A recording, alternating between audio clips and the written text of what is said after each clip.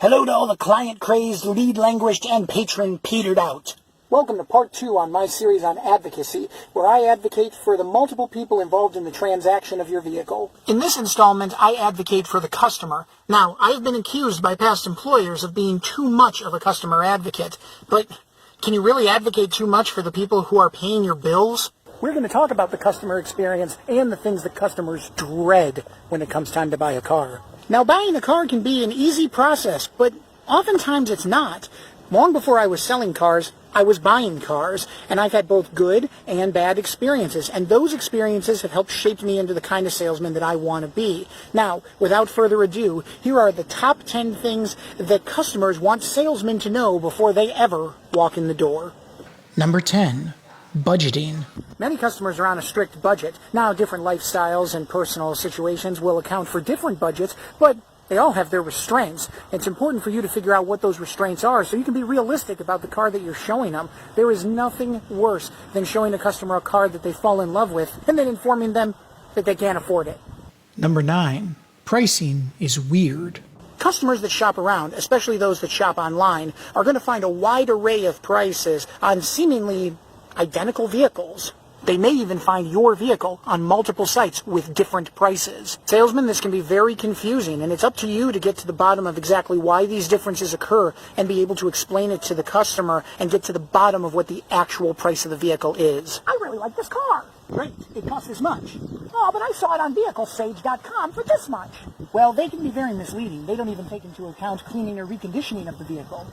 Well, that stinks. I really liked that price. Well, now that I know a price range that you're comfortable with, we can still explore plenty of options for you. Sweet. Number 8, my trade-in.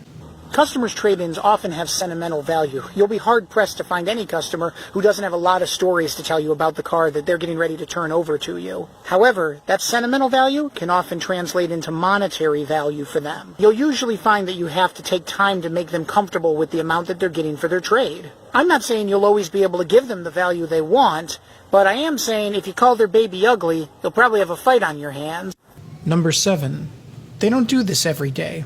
On average, a customer buys a new vehicle about every 3 to 6 years. That being said, they never really fully familiarize themselves with the process, and with every dealership being so different, you have to make sure that you're not rushing too much and running over them in the process. Well, I really like the car. Great. What do you think about the price?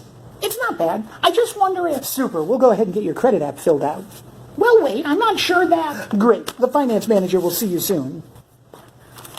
But there were some other... Here are your keys. Enjoy the car. Sweet? Number 6.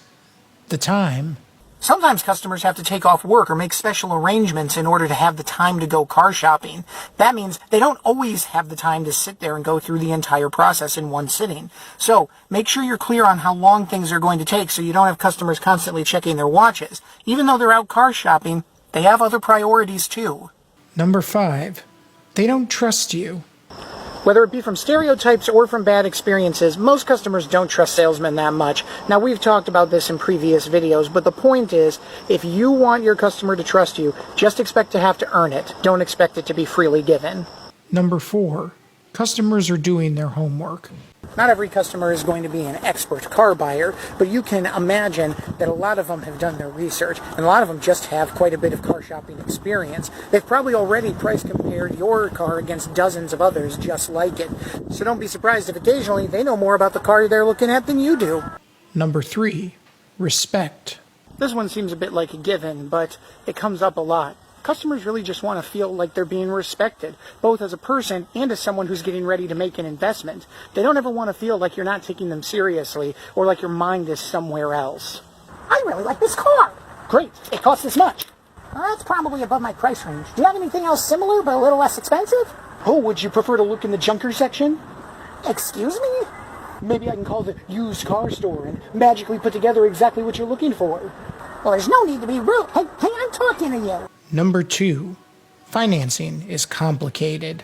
As a salesperson, you probably understand better than most how complicated financing can be and how stressful it can be for customers. So walk them through it as best you can, and don't get too stressed out if they don't get it. Odds are you probably didn't fully get it either. That's why you have financing professionals that do that exact job all the time. Number 1, a happy experience. Come on, let's face it. Most customers want to have a happy experience. There's nothing that they want more than to be able to walk into a dealership they trust with a salesman that they like and sit down and find the perfect car on the first try and just get right out with a payment that they think is great. I mean, that's what everybody wants, and it's your job to try to make it happen for them. Tips for salesmen. Be courteous to your customers and revisit all these points. It'll help you have a smoother experience with them. Be courteous, be professional, most importantly, talk less and listen more. Tips for shoppers. If you're having a bad day, try not to bring it to the dealership with you. The salesperson isn't aware of the obstacles you're facing or the issues that you have going on at home, and it's not fair to take it out on them. Once again, and as always, thank you everybody for tuning in and watching. I am Barry, the Auto Mediator, and if you have any burning questions about customer interactions or just car buying in general, please don't hesitate to drop them into the box below, and I'll try to get to them as many as I can. And heck, you might just inspire my next video. So thanks again, everyone. Happy buying.